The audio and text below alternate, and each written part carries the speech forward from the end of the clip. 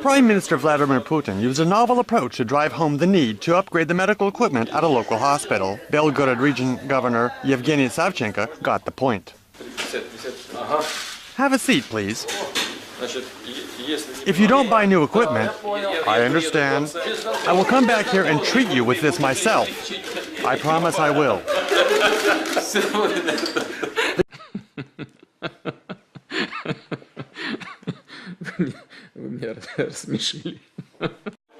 Prime Minister Vladimir Putin used a novel approach to drive home the need to upgrade the medical equipment at a local hospital. Belgorod Region Governor Yevgeny Savchenko got the point. Myself. I promise I will. Have a seat, please. If you don't buy new equipment, I understand. I will come back here and treat you with this myself.